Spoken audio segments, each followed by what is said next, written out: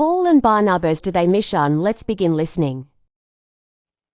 Acts 14.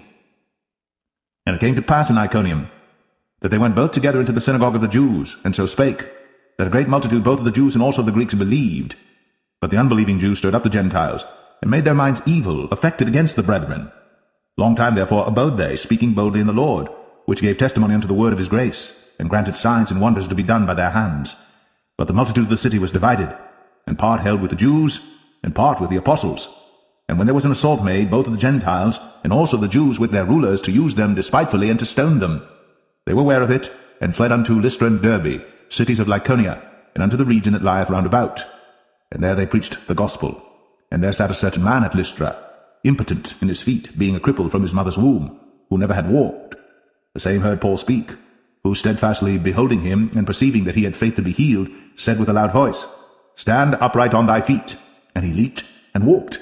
And when the people saw what Paul had done, they lifted up their voices, saying in the speech of Lycaonia, The gods are come down to us in the likeness of men.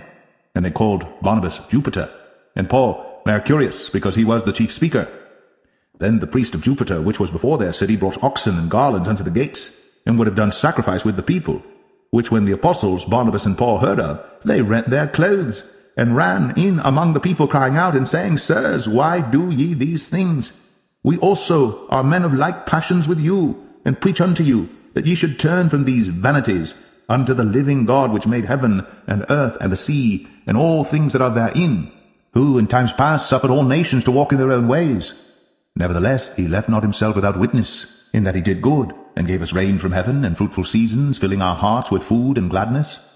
And with these sayings scarce restrained they the people, that they had not done sacrifice unto them. And there came thither certain Jews from Antioch and Iconium, who persuaded the people, and having stoned Paul, drew him out of the city, supposing he had been dead. Howbeit, as the disciples stood round about him, he rose up, and came into the city, and the next day he departed with Barnabas to Derbe.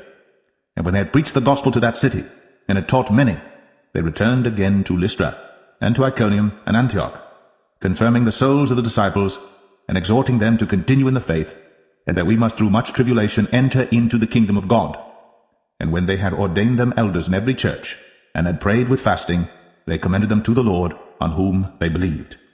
And after they had passed through Pisidia, they came to Pamphylia, and when they had preached the word in Perga, they went down into Italia, and thence sailed to Antioch, from whence they had been recommended to the grace of God for the work which they fulfilled.